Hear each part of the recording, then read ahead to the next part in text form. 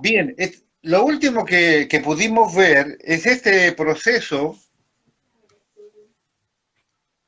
eh, perdón, se llama Reino de las Tinieblas, creo que tercera parte, me parece. Tercera parte, paréntesis. Tercera entrega. Tercera entrega. Decía que hemos estado viendo en este último tiempo el proceso que las tinieblas tuvieron sobre Pedro. Y lo último que estuvimos viendo fue una enseñanza que yo de verdad deseo en el Señor, que Jesús Rey de Gloria tenga y mantenga absolutamente vivo porque es trascendental para nuestro comportamiento como cristianos y para nuestro futuro como cristianos. Estábamos analizando puntualmente aquellos versículos donde el Señor Jesucristo, cada vez que le hablaba en serio y algo profundo a Pedro, o sea, todo lo que Jesús hablaba era profundo, pero quiero decir que cuando había una situación puntual con Pedro, siempre le llamaba por su nombre completo y real, real no el apodo que él le puso, Simón, Simón, ¿no es cierto? Y dice allí, Simón, Simón, el diablo os ha pedido para ser zarandeado y yo he rogado al Padre que tu fe no falle. Y yo una vez Vuelto. regresado, confirma a tus hermanos. Ese texto que de pronto lo hemos leído muchas veces y hemos hecho especulaciones de un montón de cosas, hemos nosotros dado cuenta en este tiempo de que tiene una trascendencia absoluta y maravillosa, que cada cristiano debería tomar en consideración, porque allí nos está revelando y nos está sacando de profundos errores en los cuales nosotros como cristianos a veces caemos. Explicaba yo allí que en Colosenses 1.13 dice claramente que nosotros hemos sido sacados del reino de las tinieblas y puestos en el reino de su amado Hijo. O sea, sacados del reino de las tinieblas y puestos en el reino de la luz. Nosotros fuimos trasladados, dice literalmente allí la palabra. Y la palabra trasladar conlleva que todo lo Todo. mío viene con, ¿no? Sacado es que puedo salir solo, trasladado es que yo llevo todo lo mío. Los hebreos fueron trasladados de la tierra de Gosén en Egipto para ser instalados en la tierra de Canaán. Llevaron pollo, gallina, oveja, cama, ¿no? olla, ¿no? Todos trasladados con toda su bagaje. Eso significa la palabra trasladado. Nosotros fuimos trasladados del reino de las tinieblas al reino de su amado Hijo, el reino de la luz, dice Colosenses 1.13. Ahora, ¿cómo es que Dios nos puede trasladar? Y habíamos dicho que Jesús dice, el Padre dice, bueno, yo puedo trasladar a Pablito del reino de las tinieblas, porque todos los seres humanos, con excepción de Cristo, hemos nacido en el reino de las tinieblas. Yo lo puedo trasladar a Pablito del reino de las tinieblas al reino de mi amado Hijo, porque Cristo Jesús pagó el precio por él y ese sacrificio fue perfecto y completo y aceptado por mí. Por ese sacrificio Pablo es trasladado del reino de las tinieblas al reino de la luz. Pero ahí surgía una pregunta. ¿Qué pasa si ese Pablito, voluntariamente, haciendo uso de su libertad y su libre albedrío, decide volver a vivir en el reino de las tinieblas? ¿Podríamos volver a presentar el sacrificio de Cristo como válido para sacar a Pablito otra vez de donde ya había sido rescatado? La respuesta es no. El escritor de Hebreo, que yo creo que es Pablo, pero el escritor de Hebreo dice claramente, ¿volveremos a matar a Cristo otra vez? No, no se puede No, volver a matar a Jesús. Entonces, la pregunta queda latente. ¿Cómo hace para que alguien que está en el reino de las tinieblas por decisión voluntaria, por error, por lo que quiera, pueda volver a salir nuevamente del reino de las tinieblas? Una declaración absolutamente tajante que la gente debe tener en consideración es, Dios no te puede rescatar de allí otra vez. Y allí entra perfectamente en esta situación que estábamos viendo. Simón, Simón, Satanás ha pedido para ser zarandeado. Yo he rogado a mi padre que tu fe no falle, y una vez vuelto, significa que Pedro fue sacado de donde estaba y llegaba a otro lugar, porque una vez que regreses de allá, vas a tener que confirmar a tus hermanos. ¿Por qué tenía Jesús necesidad de rogar para que la fe de Pedro se mantuviera? ¿Qué importaba si Pedro tenía o no tenía fe, si estaba bien o estaba mal en la fe, si Cristo Jesús lo podía rescatar él por sus propios medios? ¿No es cierto? Nosotros fuimos rescatados no por obra de justicia que nosotros hubiéramos hecho, dice, sino por fe en Cristo. O sea, nosotros fuimos rescatados no por las obras, fuimos rescatados por el sacrificio de Cristo. Pero cuando volvemos voluntariamente al reino de las tinieblas, dice allí que Jesús está rogando que tengamos fe suficiente para que nosotros personalmente podamos salir del reino de las tinieblas. Por eso Jesús veía la necesidad de rogar al Padre y rogar al Espíritu Santo que la fe de Pedro tuviese todavía intacta para que él por sus propios medios pudiese salir de allí donde voluntariamente se instaló. Esta verdad bíblica debe ser atesorada por cada cristiano que está escuchando y que escuchará después. Porque nosotros estamos siempre convencidos que Dios era como nos han enseñado, que Dios nos rescató, sí nos rescató, que pagó el precio, sí nos pagó el precio, y ya nos sacó del reino de las tinieblas, nos puso el reino, pero estamos hablando de cuando alguien voluntariamente vuelve allí al pasado. Estudiamos hasta el cansancio de que el reino de las tinieblas es un reino, como bien dice el texto, y si hay un reino hay autoridades y hay un rey. Todo el que entra en el reino de las tinieblas tiene por jefe y tiene por señor de su vida al que es rey de las tinieblas, y este es Satanás. Nadie va al cielo desde el reino de las tinieblas. Repito, nadie va al cielo desde el reino de las tinieblas. Entonces, es importantísimo que tengamos en cuenta que sí, la primera vez cuando estábamos en el mundo y nos rescataron para aquí fue a través del sacrificio perfecto y completo que Cristo hizo en nuestro favor. Pero cuando nosotros, desobedeciendo a Dios, pisoteando su palabra, volvemos al reino de las tinieblas, debemos tener fe suficiente para poder regresar. Esa es la explicación del texto que yo le acabo de mencionar en esa conversación de Jesús con Pedro. Hemos dicho hasta el cansancio que cuando Jesús dice, Pedro, el diablo os ha pedido para ser zarandeados, no está hablando solo de Pedro, ni solo de los 12, está hablando de todos los cristianos en la historia de la iglesia. Todos nosotros entramos en ese pedido que está allí, de hecho lo vemos todos los días. En esta explicación, que para mí, vuelvo a repetir, me tomo estos minutos para recordar cómo es trascendental en la vida de un cristiano.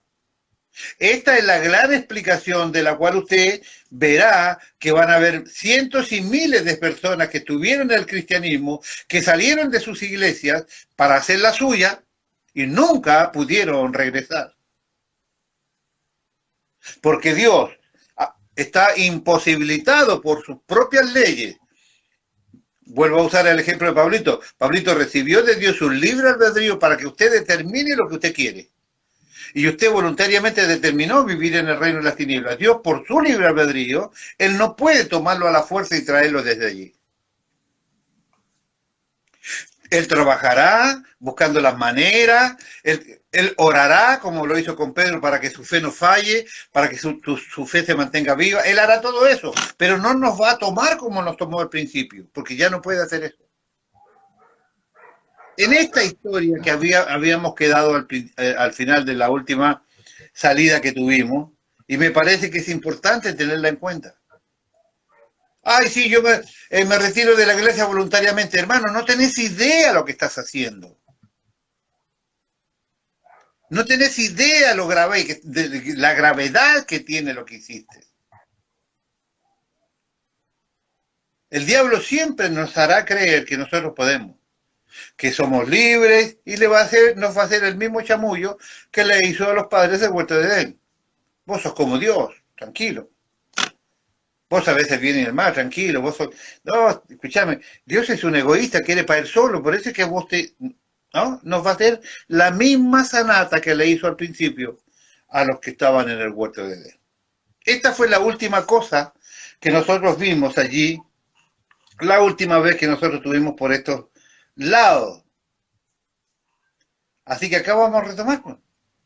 Importante, de que vuelva de las tinieblas ya no depende de Dios, depende de la fe que queda intacta en el corazón de Pedro.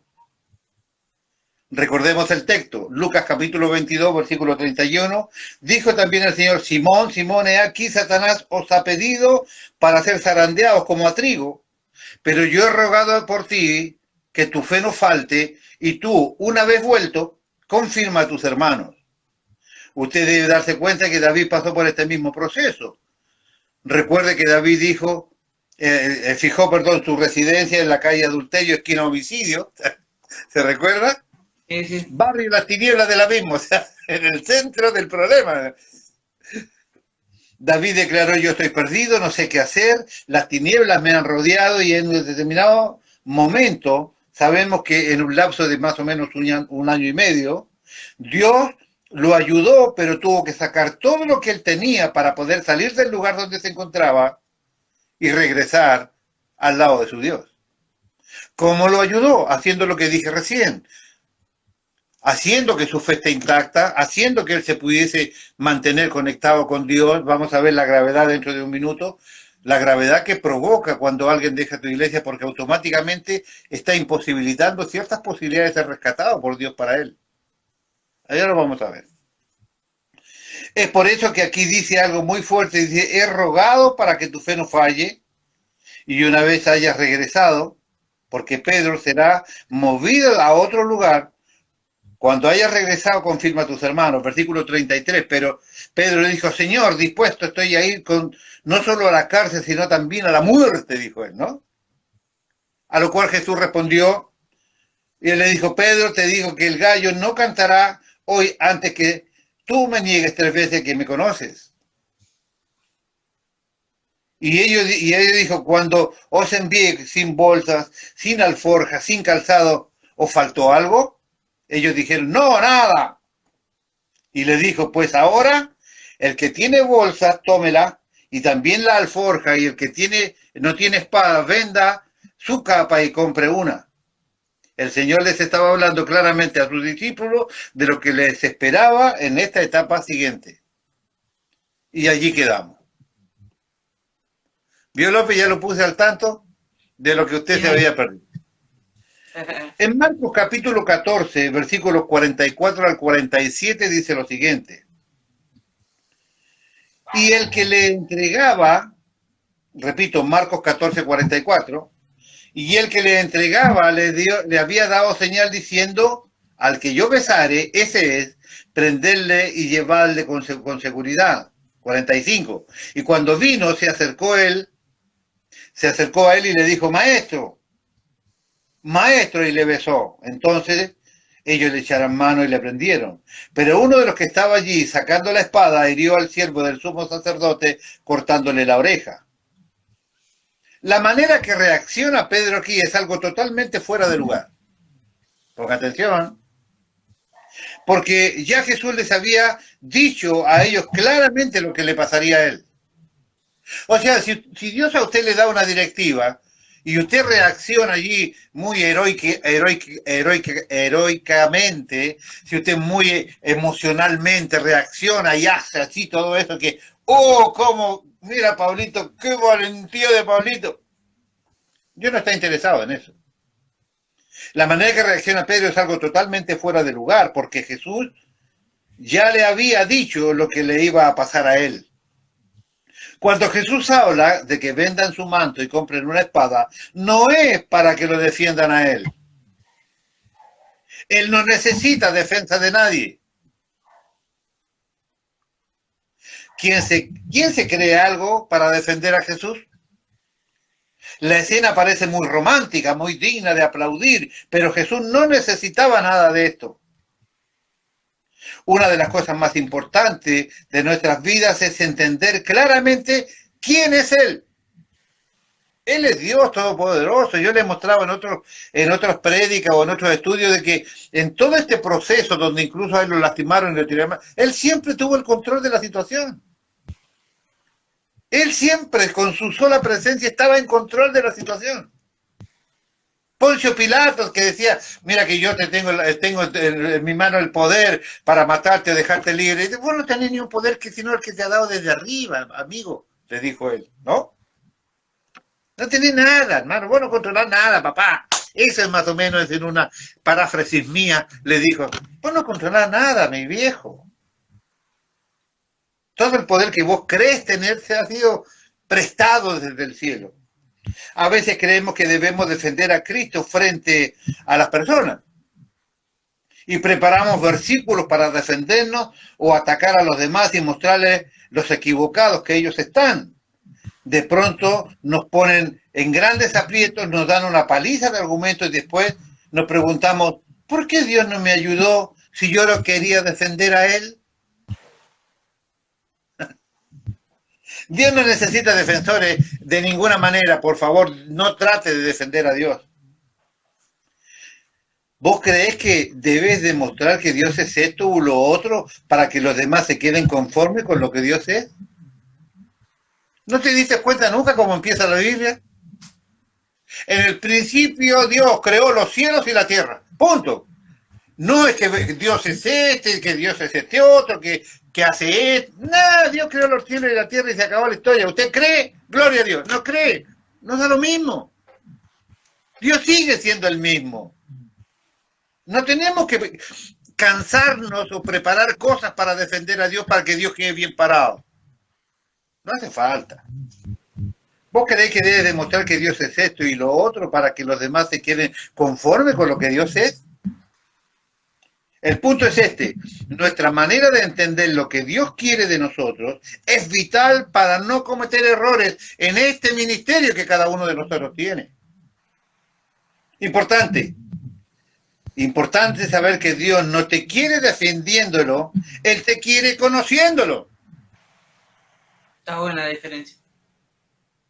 Repito, importante saber que Dios no te quiere defendiéndolo, Él te quiere conociéndolo. Dios no necesita sufrientes voluntarios para que sufran por Él. El Espíritu Santo nos llevará a niveles de sufrimiento. No es algo que con mis propias fuerzas yo pueda desarrollar. Él nos capacitará cuando Él lo necesite. ¿Vamos a sufrir por Cristo? Sí. ¿Lo van a cascotear, don López? Sí. ¿Cuándo va a suceder eso? Cuando Él quiera, y cuando Él quiera lo va a capacitar para el cascoteo ese. Tranquilo. ¿Voy a sufrir por Cristo? Sí. Y cuando eso pase, Dios me va a fortalecer a mí para que yo a los 2 días de enterrar a mi hijo pueda seguir predicando el Evangelio. Así funciona. Pero yo no tengo que sufrir antes de tiempo o para mostrarme, ¡oh, qué sufriente que es el pastor! No, a Dios no le agrada eso. Lo que Él quiere de mí es mi obediencia completa. ¿Quieres defender a Dios? Respuesta, manifiesta la luz que hay en ti. Demuestra con tu vida que se puede vivir en el reino de la luz, en el reino de su amado Hijo Jesucristo, dice Colosenses 1:13. ¿Crees que Dios quede bien parado? Demuestra que vos sos hijos de Dios y que viví pipí cucú como Él desea. Que la ley de Dios te ha modificado tu vida. Así se defiende a Dios. La luz que hay en nosotros habla muy bien de quién es Dios y de quién somos nosotros. Oh, sí, ese que va allí, ese es hijo del peluquero y del barbero. Resulta que el hijo tiene una chiva así, los pelos todos desaliñados, y ese es el hijo del barbero. ¿Qué es el hijo del barbero? Se supone que va a andar a la moda, pero prolijito, ¿no es cierto? Claro, claro. No, mira, ese es hijo del carnicero y resulta que el tipo no puede caminar de desnutrido. No te condice. Uno tiene que ser consecuente con su papá. Nosotros tenemos que demostrar con nuestra propia vida que somos hijos de Dios. Así nomás. Ay, no, mire ese muchacho ahí que no puede caminar de la gordura. Sí, ese es hijo de la nutricionista. ¿Me entiende? Tiene que haber una coherencia. La luz que hay en nosotros habla muy bien de quién es Dios y quién somos nosotros. Si somos hijos de Dios, tenemos que ser prolijitos en todo lo que hace a nuestra representación de ser hijos de Dios. Habla de lo que nosotros creemos, lo que nosotros tenemos dentro, manifiesta la luz que hay dentro de nosotros. Demuestre que eres una persona responsable si quieres mostrarte que sos hijo de Dios. ¿Usted vio alguna irresponsabilidad de Dios? No. No, no tengo que ser responsable entonces. ¿Qué eres una persona cariñosa? Dios es amor. Demuestra que eres una persona amable. Demuestra que eres una persona agraciada. Demuéstrale a Dios y demuéstrate a vos mismo que sabes que eres y que entiendes cuál es la voluntad de Dios para ti en su reino. Saluda a tu hermano. Porque saludando a tu hermano, estás saludando a tu propio Dios. ¿Cómo vas a amar a alguien a quien no ves si no puedes amar a quien ves? Eso le dice la Escritura. Si me quieres convencer que amas a Dios, ámame. Si me quieres convencer de que respetas a Dios, respétame. Que demuestra que eres una persona cariñosa, amable, agraciada. Demuestra a Dios y demuéstrate a vos mismo que sabes que eres y que entiendes cuál es la voluntad de Dios para ti en este reino.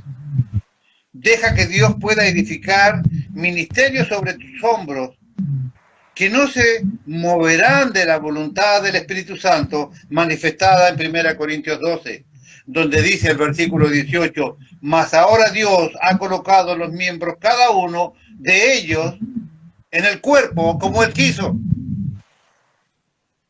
¿Querés defender a Dios más? Quedarte en el lugar que Dios te plantó. Hacete cargo del ministerio que te toca. Muestra la luz que hay en ti dentro de este comportamiento. Manifiesta la luz que llevas dentro, respetando la voluntad de Dios para tu vida. No hagas lo que quieras, no vayas donde quieras. Es donde Dios quiso, lo dice su palabra. Subraya tu Biblia ahí, 1 Corintios 12, 18. Mas ahora Dios ha colocado los miembros, cada uno de ellos, en el cuerpo como Él quiso. No lo escribí yo. Yo lo transcribí acá en la máquina, pero esto lo dijo el Señor mi Dios. Recuerda que no por saber más somos más útiles. Atención. Atención, Rey de Gloria. Recuerda que no por saber más somos más útiles. Dios demanda de nosotros obediencia perfecta. La desobediencia solo trae tinieblas sobre nuestras vidas. Repito, la desobediencia solo trae tinieblas en nuestras vidas. Según Mateo 14, aquí suceden varias cosas en el versículo 27 que voy a leer a continuación. Entonces Jesús le dijo, todos os escandalizaréis de mí esta noche, porque escrito está, heriré al pastor y las ovejas serán dispersas. Pero después que haya resucitado, iré delante de vosotros a Galilea. Entonces Pedro le dijo, aunque todos se escandalicen, papá no. ¿Qué tal, Este pasaje paralelo al de Lucas, Pedro aquí responde y dijo, 14:30, dice, de cierto te digo que tú hoy, en esta noche, antes que el gallo haya cantado 2 veces, me negarás 3. Lo que quiero resaltar aquí es que había en el corazón de Pedro lo que yo antes dije que podía ser orgullo, pero quizás lo que había en el corazón de Pedro era excesiva confianza en sí mismo. Ponga atención, aquellos que están tan seguros de yo estoy haciendo lo que Dios me mandó, ponga atención. Eso a simple vista no parece malo, ¿verdad? Pero sí lo es, porque en el fondo tu capacidad depende de lo que Dios pueda hacer en ti. Seguimos en el libro de Mateo, ahora en el capítulo 26, versículo 69, vamos a leer un par de versículos allí. Nota, dice, en los versículos anteriores Jesús está siendo torturado. Es importante aquí visualizar la escena. Yo pretendo que aquí usted me acompañe en esta película que yo pretendo y que usted se haga la idea con la descripción que yo le voy a dar, que usted vaya allí a la tierra de Jerusalén y se ve allí en primera persona lo que yo le voy a contar. ¿Está bien? 26:69. Repito, los versículos anteriores 68, 67, 65, 64, Jesús está siendo torturado por los soldados romanos. ¿Verdad? Bien. No se olvide de este detalle. Imagínense más para allá, ¿no? Jesús siendo torturado por los soldados romanos. Ya sabemos de qué se trata. Le rompieron su cuerpo, que la mayoría de los presos terminaban muertos en el azote, ¿no? En los versículos anteriores Jesús está siendo torturado. Es importante aquí visualizar la escena. Versículo 69 de Mateo 26. Pedro estaba sentado fuera en el patio y se le acercó una criada diciendo: tú también estaba con Jesús el Galileo. Él estaba sentado. Esto no es una pregunta. ¿No eras tú también uno que estaba? No, tú eres que es uno de los que estaba con Jesús el Galileo. Hay una afirmación de la mujer. Versículo 70. Mas él negó delante de todo diciendo: ni tengo idea de qué me hablaba, hermana. ¿Qué está diciendo? Cualquiera. ¿No? Versículo 70. En ese momento vemos a Pedro nervioso, poniéndose de pie, caminando hacia la puerta. No se olvide que estamos viendo la película. Pedro estaba sentado. Ya aquí lo vemos poniéndose de pie, nervioso, tomando sus cosas que tenía allí y caminando para la puerta. Versículo 71. Saliendo él a la puerta, no va a salir sentado. ¿No es cierto? Estaba sentado, se paró de pie, agarró sus cosas y caminó para la puerta. Saliendo él a la puerta, le vio otra y dijo a los que estaban allí: también este estaba con Jesús el Nazareno. Ya está en la puerta, acuérdense. Versículo 72. Pero él negó otra vez con juramento: no conozco a este hombre. Te juro, loca. Escucha, te juro que yo no lo conozco a este muchacho. ¿No? No, estás hablando cualquiera. Te juro que yo no tengo nada que ver con este hombre. Ni lo conozco, no sé quién es. Tranquila, no, yo no nada que ver. Pero él negó otra vez con juramento: no conozco al hombre. Versículo 73. Un poco después, acercándose los que por ahí estaban, dijeron a Pedro: verdaderamente también tú eres de ellos, porque aún tu manera de hablar te descubre. 74. Entonces él comenzó a maldecir y a jurar: no conozco al hombre, y enseguida cantó el gallo. Él estaba en la puerta, había estado sentado allí calentándose, poniendo atención de lo que pasaba. Allí, cerca de allí, ahora vamos a ver dónde, estaba Jesús siendo lastimado y siendo torturado por los romanos. Y él vive todas estas circunstancias, de sentado, se para, se pone nervioso, agarra sus cosas, camina para la puerta, y allí en la puerta lo vuelven a enrostrar, y se para más cerca de la puerta, tratando de ver qué es lo que sucedía. Notemos algunas cosas bien particulares aquí. Él sale de, versículo 71, saliendo él a la puerta. Aquí yo me animo a creer que el texto muestra que él está saliendo del Cristo en este mismo minuto. Él se pone de pie, toma todas sus cosas y se enfila hacia la puerta. Empieza a salir de Cristo.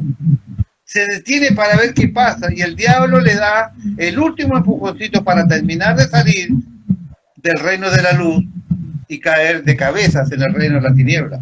Importante notar que a pesar de su pecado, aún sale luz de él, y dice: tu hablar te delata. El texto no logra demostrarnos lo que fue, lo que dijo Pedro, pero ellos por sus palabras lo identifican con Cristo. Wow. Por más que maldijo a Cristo, oye, no lo conozco a este, qué sé yo quién es, maldita sea, yo no tengo nada que ver. A pesar de todo esto, su manera de hablar, no sabemos qué es lo que dijo, pero los otros lo identificamos con él. Es como algunos que yo conozco por acá. No, yo no creo en nada, gracias a Dios. ¿Me entiendes? Más o menos lo mismo, ¿me entiendes? No, yo soy ateo, no creo en nada, gracias a Dios no creo en nada, ¿me entiendes? Es más o menos lo mismo. Importante notar que a pesar de que de su pecado, aún sale luz de él, ellos dicen, tu hablar te delata. El texto no logra mostrarnos lo que fue lo que dijo Pedro, pero ellos, por sus palabras, lo identifican con Cristo. Las tinieblas pueden reconocer el hablar de los hijos de luz. Ponga atención. Interesante. Debemos decir que en esta tercera vez, claramente es el momento donde Pedro se endemoniza y empieza a maldecir. Él se hace uno en ese minuto con el diablo. Repito, en ese minuto Satanás y Pedro son una sola cosa. Cada vez que nosotros pecamos y entramos en el reino de las tinieblas, haciendo lo que sea necesario para pertenecer al reino de las tinieblas, nos hacemos uno con él. Adulterio, fornicación, alcoholismo, drogadependencia, sexo, elija. Cada vez que nosotros ingresamos al reino de las tinieblas, automáticamente nos hacemos uno con aquel que es jefe de ese reino. Cuando nosotros estamos en el reino de la luz, somos uno con Cristo. Él es la cabeza y nosotros somos los miembros del cuerpo. Cuando usted ingresa al reino de las tinieblas, usted se hace uno con el jefe. Satanás es el jefe. Repito el texto que leí, debemos decir que en esta tercera vez, cuando él claramente en ese momento donde Pedro se endemoniza y empieza a maldecir, él se hace uno con el diablo. La primera vez negó a Jesús, 26:70, mas él negó delante de todo diciendo, no sé lo que dice. En ese momento él comete lo que se llama apostasía. Apostatar es decir lo que antes dijimos. Cortita la boya. ¿Usted quiere conocer a un apóstata? Si dijo antes una cosa que iba a hacer, que íbamos a ir, que íbamos a venir, que íbamos a bailar, que íbamos a cantar, y después dijo, no, yo nada de esto voy a hacer, ese es un apóstata. Apostatar es desdecir lo que antes dijimos. En esta primera ocasión, negó a Jesús, mas él negó delante de todos diciendo, no sé de lo que dice, en este momento Pedro comete apostasía. La segunda vez niega conocer a Jesús con juramento. Y aquí vuelve a apostatar, pero ahora le agrega mentira y juramento a lo que acaba de decir. La tercera vez negó conocerle con juramento y comenzó a maldecir. Es en este momento cuando Pedro ha caído en el pozo de las tinieblas y se ha hecho uno con el enemigo. Entonces, acabamos de identificar las tres cosas, las tres situaciones de las tres negativas de Pedro en función de Cristo, ¿no es cierto? El gallo, el Levítico, es considerado un animal inmundo. Pregunta, ¿por qué canta? Respuesta, porque es lo que hace el diablo siempre, nos acusa. El diablo es perverso porque te hace el chamullo, te chamullea, te pone aquí, te pone allá, te convence y después cuando vos metiste la pata y estás en el lío, se ríe y te acusa. No, tomate un traguito, no pasa nada. ¿Qué te va a hacer un traguito así de, mira, para el frío? ¿Oh? Un Fernandito, un traguito de Fernandito. ¿Qué te va a hacer un traguito de Fernandito? Dale, toma, porque hace tanto frío. Miralo al evangélico como toma Fernandito. Así hace el diablo. Respuesta, es lo que hace el diablo siempre, nos acusa. Apocalipsis 12:10 dice, entonces oí una gran voz del cielo que decía, ahora ha venido la salvación, el poder y el reino de nuestro Dios y la autoridad de su Cristo, porque ha sido lanzado fuera el acusador de nuestros hermanos, el que nos acusaba delante de nuestro Dios día y noche. El canto del gallo declara la caída de Pedro. El canto del gallo declara su caída. El mismo que empuja termina burlándose de tu caída. Recuerda, el mismo que te mete en el pecado se termina burlando de ti y acusándote de lo que hiciste. ¿Puedes ver el claro proceso que tiene la caída de los hijos de luz?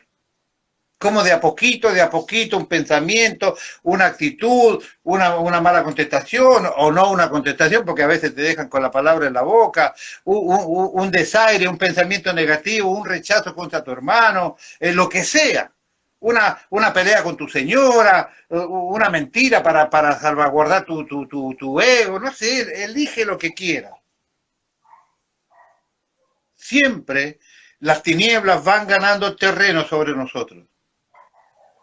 Hasta tal punto que después diablo te va ganando sobre tu vida terreno, sobre distintas áreas de tu vida y termina después haciéndote caer y después que se ríe y después te acusa. Así funciona. Esta es la manera que las tinieblas trabajan siempre. ¿Puede ver el claro proceso que tiene la caída de los hijos de luz? ¿Has entendido que las tinieblas no te pueden asaltar por sorpresa? Van construyendo la manera de afianzar su gobierno sobre ti hasta tirarse del todo y hacerte caer en el reino de las tinieblas. Dios manda a una persona, a una de las personas más solas señales de advertencia previas siempre antes de la caída. Dios te confrontará siempre, por más que seas la persona más solitaria del cuerpo de Cristo. Nosotros no podemos decir, a mí nadie me dijo nada. Porque nosotros no somos de confrontar con nadie en nuestra congregación, pero te predicamos todos los días, te enseñamos palabra de Dios todo el tiempo, ya te voy a decir de qué manera. Esto no pasa por la gente, esto no pasa porque Dios en su fidelidad nunca dejará a uno de sus hijos sin advertencia antes del ataque de la tiniebla. Es por esto que es mi fe la que opera y tomo la decisión de pegar la marcha atrás o seguir adelante con el pecado, depende de lo que yo quiera. Es mi fe la que tiene que estar limpia y activa, la misma fe por la cual Jesús oraba en el corazón de Pedro. He rogado, Jesús rogando por Pedro, para que tu fe esté en condiciones y pueda salir de donde vas a ser trasladado. El camino de retorno no es nada sencillo. Podremos leer más adelante que lo que pasó con Pedro y ciertamente él debe ser restaurado. Hay algunas cosas que Pedro hace, por ejemplo, no apartarse de la comunidad de sus hermanos. Acierto dentro de su ceguera, acertó a hacer eso. El que se queda en medio de ellos es algo muy positivo, porque en el fondo, si él se hubiese apartado de la comunidad de hermanos, el estar automáticamente en las tinieblas se hubiese convertido ya en una distancia física que impide el rescate de él. ¿Esto qué quiere decir? Respuesta. Si esta noche hay una persona que está en pecado intencionalmente, si todavía está con sus hermanos, físicamente todavía es alcanzable para rescatarlo. En cualquier momento puede ser invadido este pensamiento en tu cabeza. Voy a tomarme un tiempo fuera de la congregación. Voy a tomar un paso de distancia. Voy a hacerlo para no causarle problema a nadie. Todo eso son chamullos del diablo. Cuando esto pasa, ya se pone una distancia física para poder alcanzar y restaurar a aquella persona para Cristo. Quieras o no, estás escuchando algo que busca ser una advertencia.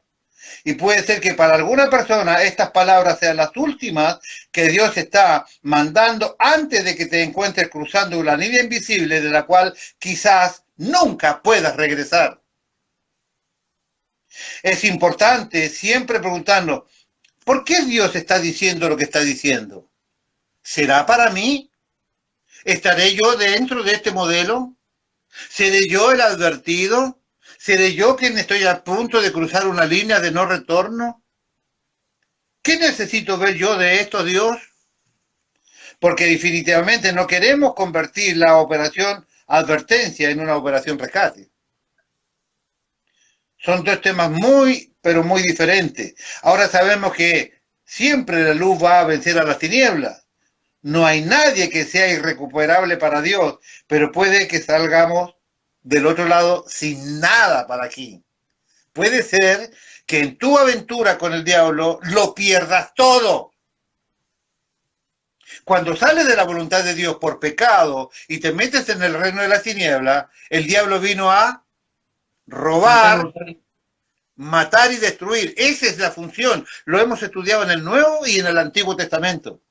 Yo conozco gente que quiero muchísimo, que lo ha perdido todo.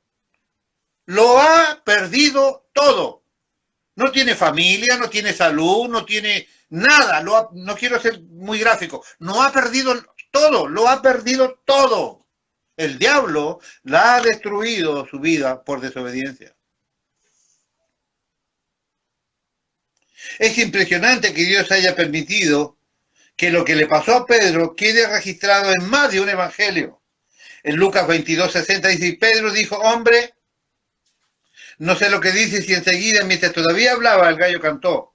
En este pasaje paralelo de Mateo leímos antes, Mateo 22:61, entonces, vuelto el Señor, miró a Pedro, y Pedro se acordó de las palabras del Señor que le había dicho, antes que el gallo cante, me negarás 3 veces.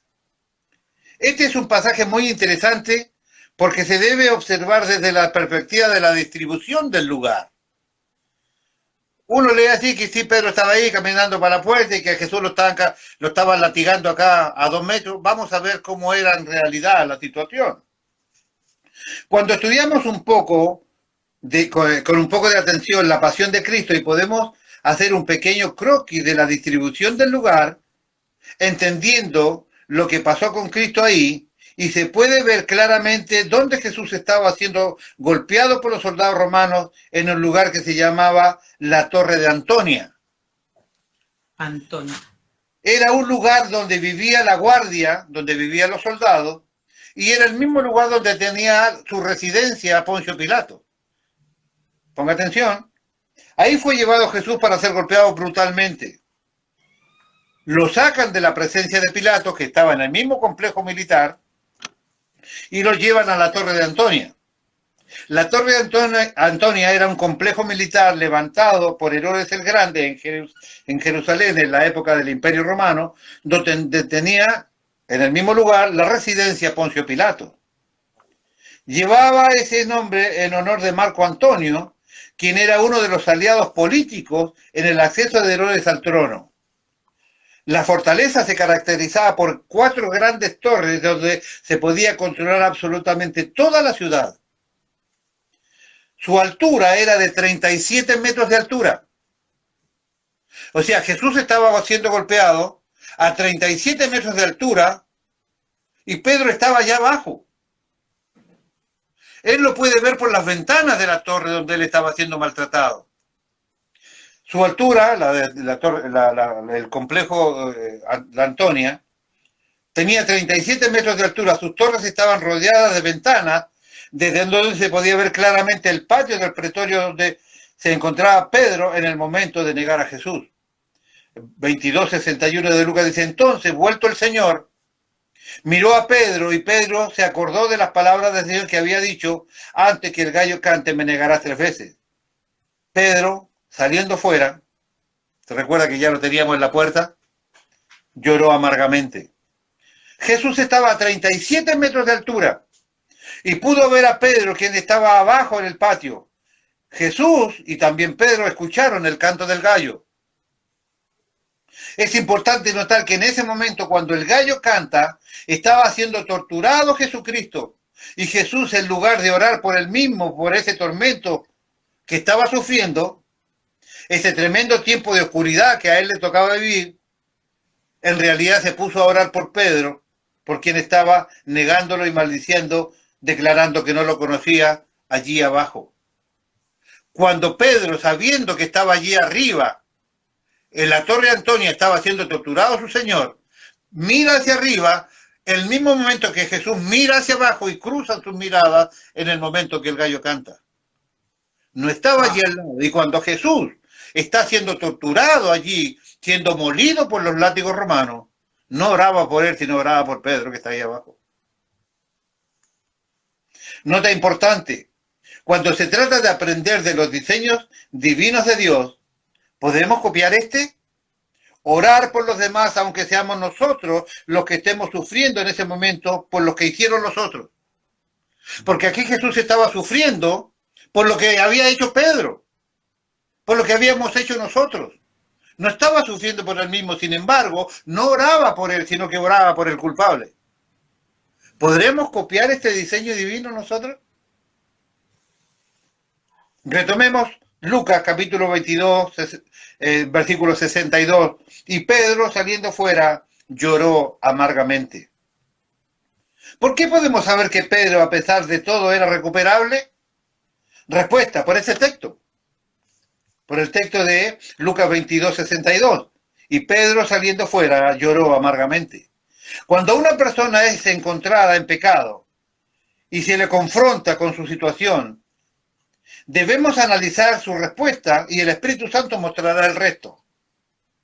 Por ejemplo, si hay una persona que encontrada en pecado, solo se dispone, mira, vos hiciste esto y esto. A vos sabemos de esto y de esto. Este y este testigo es. Y lo único que hace es negar, y lo único que hace esa persona es enojarse, y lo único que hace esa persona es no contestar porque lo único que le queda es reconocer su pecado. Si esa persona tiene esa actitud, yo no veo ninguna posibilidad de rescate de esa persona. Estoy hablando como pastor. Yo no veo ninguna posibilidad de ser rescatado a esa persona. ¿Cuál es la respuesta y el comportamiento natural de alguien que conoce la luz? Ahora, si el confrontado tiene una actitud igual o similar a la de Pedro, de llorar amargamente por su pecado, el Espíritu Santo sin problema puede rescatar al que reconoce su pecado en arrepentimiento.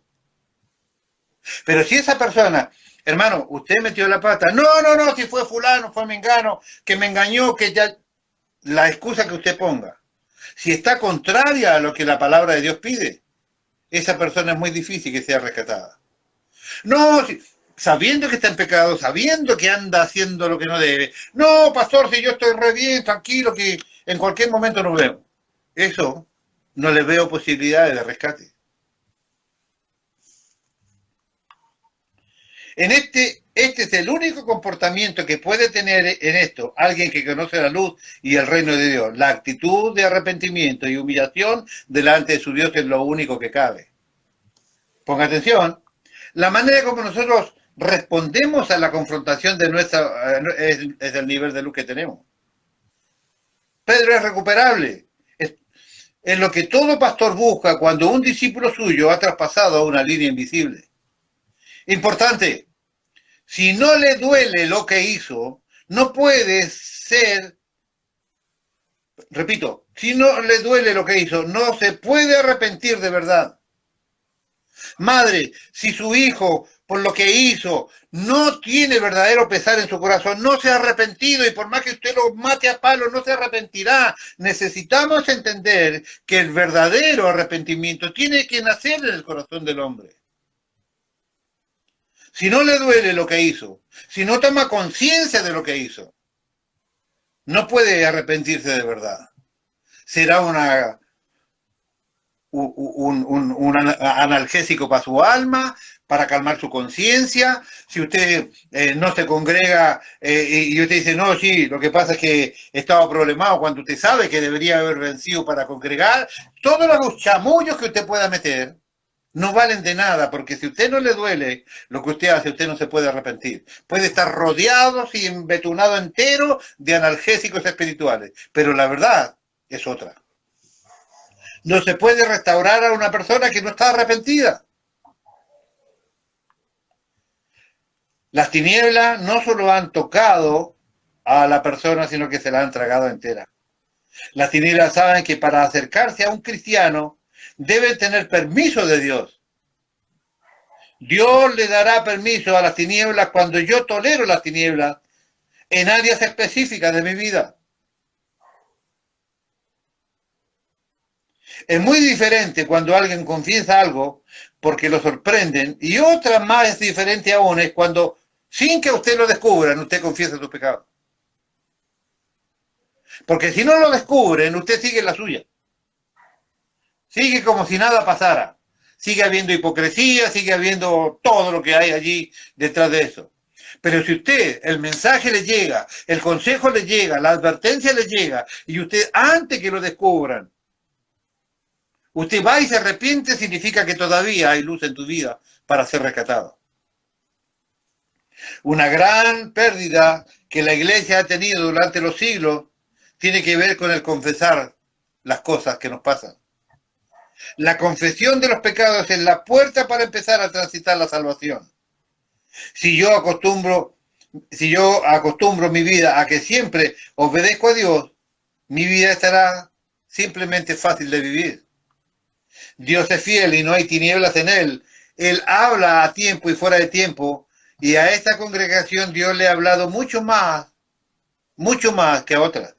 Nosotros somos una iglesia que ha escuchado más de lo que escucha el promedio de las iglesias evangélicas. Nosotros tenemos más Biblia de la media de las iglesias evangélicas. Estoy seguro que de 100 iglesias en Gleu, 90 no sabrían cómo ministrar la iniquidad de su pueblo. Tú eres parte de ese 10% que sí sabe cómo hacer la tarea, porque Dios te ha capacitado para ello. ¿Qué se necesita para no pecar? Respuesta muy simple: fe. El Salmo 119, 127 tiene una lección maravillosa que yo quiero compartir en los minutos que me quedan. Salmo 119, 127. López, ¿por qué pecó Adán? No que hizo, ya sabemos que le hizo caso a la señora, ya sabemos que se comió el kiwi y todo eso. No estoy diciendo lo que hizo, sino por qué lo hizo. ¿Por qué lo hizo? Y si usted está diciendo que no creyó, debe ser algo relacionado con la fe. Vamos a ver. Salmo 119, 127.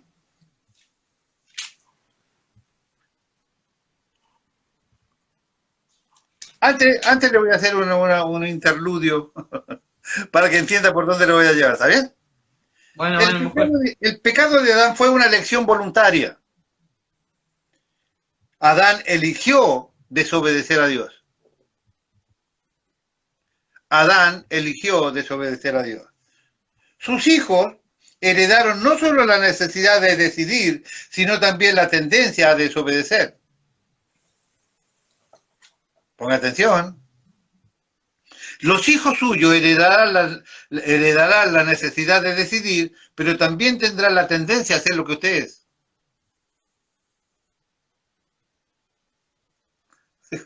Con esto va a entender muchas cosas, de todos los años de evangélico que tiene, va a entender muchas cosas con esto. Es Adán, en Adán la desobediencia fue a una orden auditiva que Dios le dio. ¿Escuchó a Adán cuando le dijeron, te mando que no comas de ese árbol? ¿Escuchó o no escuchó? Sí, escuchó, ¿no es cierto? Sí. No había una señal. No es que apareció ahí un par de ángeles, alguien tocó la trompeta, Miguelito tocó los timbales. No, nada de eso. No había señal.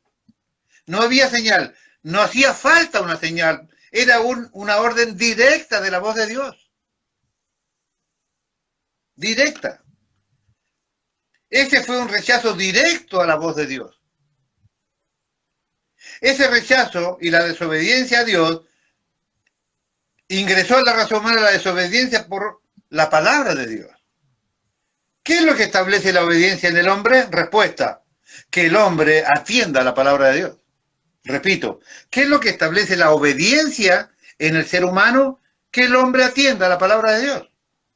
Lo mismo que acondicionó la desobediencia, acondiciona la obediencia, que es la palabra de Dios.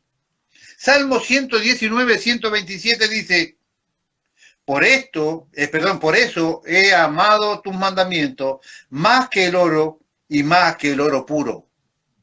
La NTV dice así, el mismo versículo, de verdad amo tus mandamientos más que el oro, incluso que el oro más fino. David dice, yo amo más tus mandamientos que el mismísimo oro e incluso el oro más fino. En la vida existe algo que se llama valores. Uno apenas tiene un anillito carachento que andás a ver si es de 18 o de 24. Si es de 18 estamos, ¿no? 24. ¿Quién de nosotros tiene? Sí, no, sabes que yo he manejado oro, loco. Tengo 4 o 5 kilos en mi casa. No, no, toda billutería de la que venden los africanos, de esta, ¿no? Barata. O sea, nosotros no podemos apreciar este texto porque no tenemos esa claridad de saber cuánto vale el oro finísimo, porque no tenemos esa relación con esas riquezas, como la tenía así el rey David, ¿no? En la vida existen algo que se llama valores. Ponga atención, López. Los valores son cosas invisibles que resultan del accionar interno que nosotros mismos le damos a las cosas. Repito, los valores son cosas invisibles que resultan del accionar interno que nosotros mismos le damos a las cosas. Es algo que uno se propone, es algo que uno determina como importante. Yo digo, esto para mí es importante, esto para mí tiene valor. Ejemplo, para mí es importante estar en las reuniones presenciales. No me da lo mismo faltar a la reunión presencial.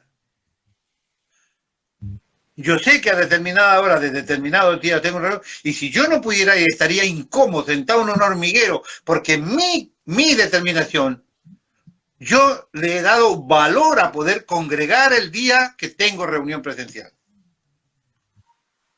Para mí es de gran valor poder hacer los estudios bíblicos, no importando los contratiempos que me presenten en la vida. Mi esposa ha testimoniado que hubieron tiempos pasados donde yo con un solo ojo, yo en el ojo que mejor veía tenía 5% de visión. En el que mejor veía. 5%, López. Y con un solo ojo, sin lente de contacto, porque lo había perdido, se habían roto, con una lamparita acá al lado, yo hacía mis estudios bíblicos para mis hermanos. A usted le consta que nunca llegué yo con mi tarea sin realizar.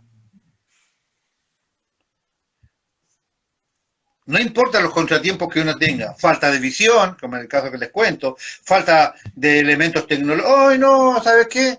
No tengo la tablet, así que pastor no me mande a predicar porque se me rompió el cargador de la tablet, así que no puedo predicar.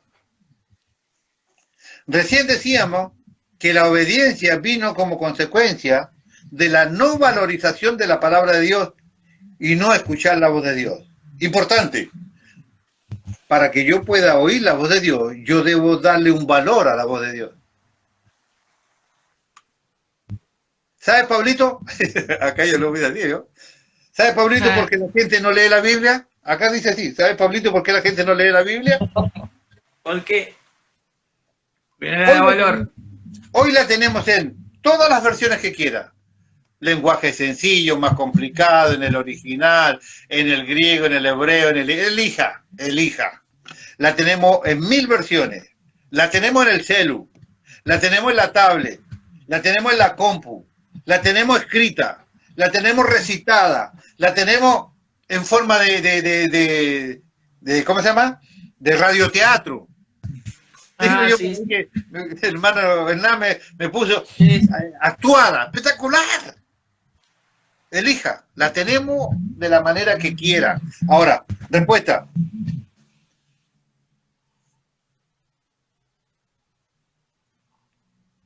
¿Sabe, Pablito, por qué la gente no lee la Biblia? Respuesta, sencillamente porque la gente no le da valor.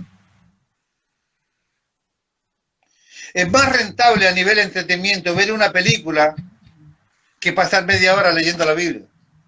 La película dura 2 horas. Como entretenimiento es más rentable que eso. En un viaje largo prefiero leer la Biblia antes que ver una película, porque para mí es más rentable. Posible respuesta. ¿Por qué no leen? No, pastor, si yo tengo Biblia. Tengo una con cierre, tengo una con tapa de cuero, tengo una con letras grandes, el papel finito, No, yo tengo Biblia, pastor, tranquilo, ¿eh? Mire que no aborrezco a Dios tampoco, ¿eh? No, yo no aborrezco a Dios. Tengo Biblia. Sí que me gusta la Biblia. Y me interesa conocer la Biblia, pastor. Entonces la respuesta que yo le doy, entonces ¿por qué no lee la Biblia? Escúcheme, hermano, que me está escuchando. Si usted no aborrece a Dios, si usted tiene Biblia, si a usted le gusta la Biblia, si usted está interesado en la Biblia, entonces ¿por qué no lee? Porque tú no la ves como algo valioso, más que el oro. Porque todo tiene un valor en el tiempo que nosotros le damos. Y también porque todo lo que a uno le da valor en la vida, le da tiempo. Hoy, mi amor, sí, ¿sabes qué? Te amo tanto, pero nos vemos dentro de 3 meses. No, si usted, a todo lo que usted le dé valor, usted le tiene que dar tiempo. Hay gente que le da valor a muchas cosas, menos a la Biblia. Vivimos en un mundo aceleradísimo, nadie tiene tiempo de nada. ¿Por qué no venía a la iglesia? No, estoy reatareado, pastor, no sabe. Estoy así de ocupado. Tengo que ir al gym, ¿no? Tengo que ir al gimnasio. ¿Por qué tiene que ir al gimnasio, hermano? No, porque veo que viene primavera, después viene verano. Verano es igual a playa, arena. Y mire, la pandemia, mire lo que ha creado. Tengo que ir al gimnasio. No puedo venir porque tengo que ir al gimnasio. ¿Para dónde va, hermana, que hoy tenemos reunión? No, vamos al cine con los niños. Porque vio, pobrecitos, están tanto tiempo encerrados, así que los llevamos al cine para que los pobres no se enfermen, porque la gente se enferma encerrada, porque la gente se mata encerrada, entonces los llevamos al cine a los niños. ¿Y la reunión? No, pero van a haber otra reunión. La película que los niños quieren ver la están dando ahora. ¿Por qué no puede venir a tal hora a la iglesia? No, que estoy estudiando inglés. ¿Cursos online de inglés? ¿Question name? ¿No? Todo el mundo estudia inglés. Todo el mundo va al cine, todo el mundo va al gimnasio, todo el mundo hace lo que se le ocurre. Otros van a nadar, otros andan en bicicleta, todo el mundo hace lo que quiere. Ahora, ponga atención. Todo esto y más le sirve a las personas y está bien que lo hagan, obedeciendo lo que Jesús dijo. Por una cosa, no dejes de hacer la otra. Está bueno bajar de peso. Todos deberíamos tener un cuerpo saludable y no tener exceso de peso.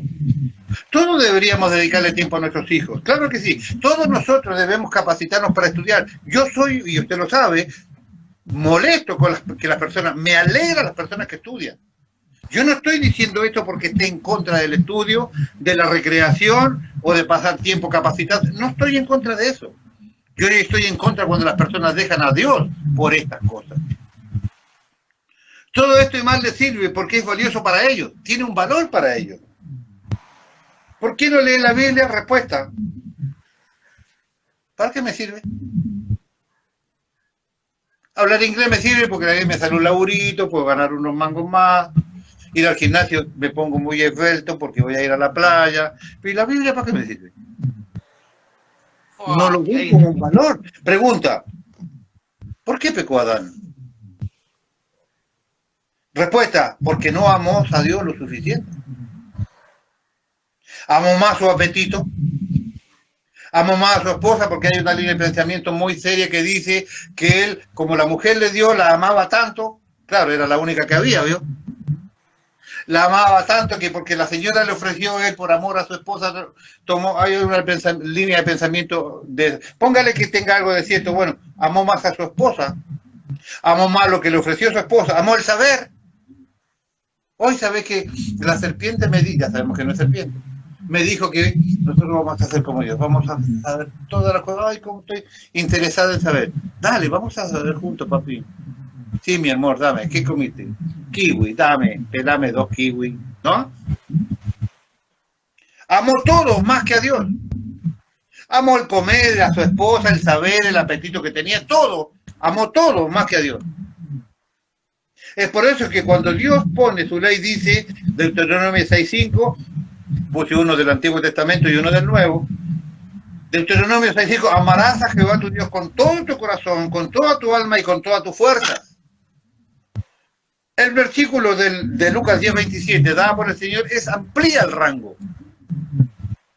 Aquel respondió y dijo, amarás al Señor tu Dios con todo tu corazón, con toda tu alma, con todas tus fuerzas, con toda tu mente y a tu prójimo como a ti mismo. Él exige la exigencia de Dios porque será muy difícil, ponga atención, así es la exigencia de Dios porque será muy difícil leer una Biblia que tú no ames. Es imposible que tú leas una Biblia que tú no ames. Será muy difícil también que quieras obedecer a un Dios que no amas. Será muy difícil copiar a un Dios que tú no conoces. Adán amó más sus deseos que a Dios. Detrás de cada desobediencia hay un manifiesto egoísmo nacido por la falta de amor hacia aquella persona que algo nos está pidiendo. Repito, detrás de cada desobediencia hay un manifiesto egoísmo nacido de la falta de amor hacia aquella persona que me está pidiendo algo. Adán no odiaba a Dios, pero tampoco lo amaba lo suficiente como para obedecerlo. Salmo 119, 127, por eso he amado tus mandamientos más que el oro y más que el oro puro, dijo el rey David. ¿Has tenido en tus manos oro fino o oro refinado? No, respuesta. La verdad es que pocos de nosotros podríamos alguna vez pensar en ver de lejos un poco de oro o alguna joya. Pero, ¿qué hay de gran valor para ti? Escuche, para que lo entiendan. Luis, que siempre hace paráfrasis personales, va a hacer una paráfrasis personal ahora. Salmo 119, 127. Y mire, se me pasan tantos nombres por esta cabeza en este minuto que por respeto y amor no voy a dar ningún nombre. Pero ustedes van a saber que yo estoy pensando. Salmo 119, 127. Amo tus mandamientos mucho más que mi celular. Quítele el celular a alguna persona hoy en día.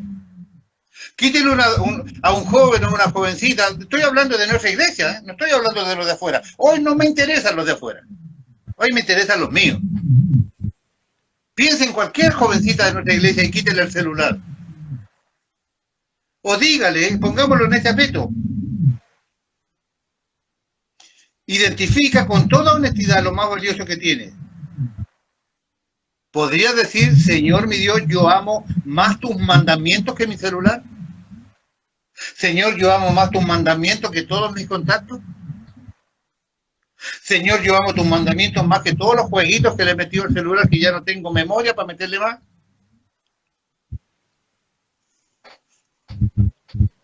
Ahora, ¿puedes decir, amo tus mandamientos más que eso que es preciado para mí? La única manera de cambiar esto es poner una escala nueva de valores. Con esto termino. ¿Vio los militares? Este es un buen ejemplo para valorizar las cosas. Imagínense a un soldado, a un capitán. Soldado Pablo, y usted dice, señor, sí señor. Dígame que me ama, soldado Pablo. Lo amo, señor, sí, señor, lo amo, sí señor, ¿no? O que yo como teniente le diga, soldado Pablo, lo amo, hermano Pablo, lo amo, el soldado Pablo. No, sonaría medio raro, ¿no es cierto? Medio raro, sí. ¿No es cierto? ¿Por qué digo esto? Porque en la milicia se obedece por honor, no se obedece por amor. En la milicia usted hace y se comporta y cumple con los lineamientos y se esfuerza y se capacita solamente por honor a la institución, no por amor a la institución.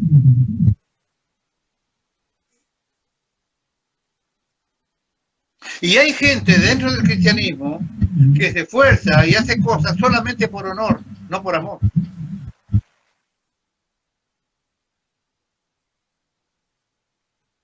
¿Por qué usted va al seminario?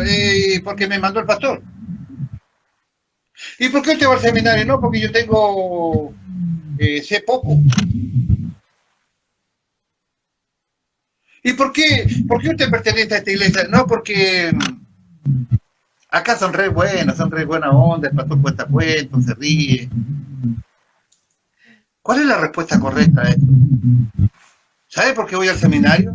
¿Sabe por qué me capacito? ¿Sabe por qué pertenezco a Jesús Rey de Gloria? Porque amo la palabra, amo la institución, amo al dueño de la institución que es Cristo. No lo hago por honor, no lo hago para que la gente de afuera me vea que yo soy un cristiano que voy a la iglesia. Yo hago esto porque amo al dueño de esta institución. No lo hago por honor, lo hago por amor. Me capacito por amor, estudio la palabra porque amo la palabra de Dios. No hay muchos militares que obedezcan por amor. La gran mayoría de ellos simplemente obedecen por honor. Muchos cristianos también obedecen por honor a la institución, pero no por amor al jefe de la institución. Dios no desea una obediencia por honor. Dios desea una obediencia solamente basada en el amor. Dentro de los militares el honor es un valor. Por esto te degradan cuando deshonras la institución.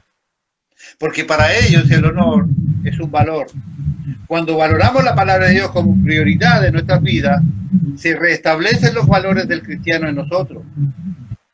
Para anotar, importante, la obediencia es la forma más elevada de adoración. Atención, levitas, la obediencia es la forma más elevada de adoración. Dios prefiere que le obedezcamos antes que le adoremos.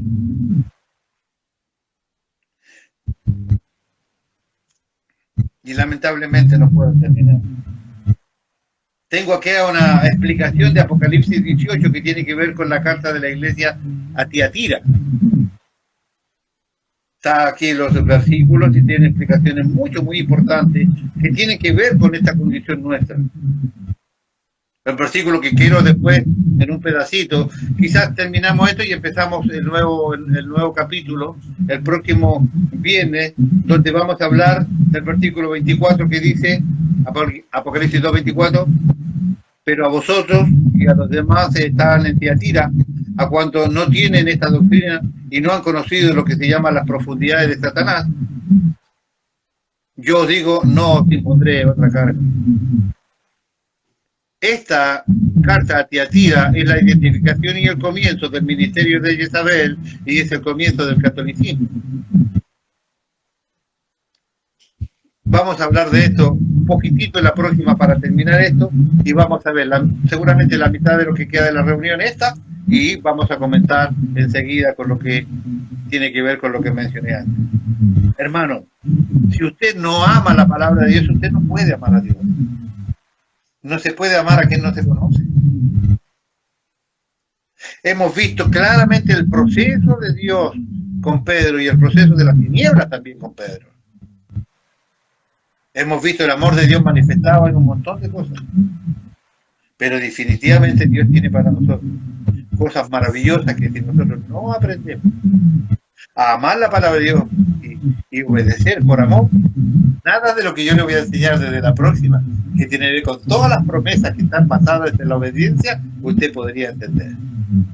Créame que vale la pena entender lo que yo le enseñé hoy, porque simplemente esa es la puerta para no ser atrapado por el reino de las tinieblas y gozar de todas las promesas maravillosas que Dios tiene. Usted se va a sorprender de la autoridad que usted tiene en sus manos el próximo viernes. Espero que esto les guste, les haya servido. Los bendigo a todos, muchas gracias por la atención. Bendiciones.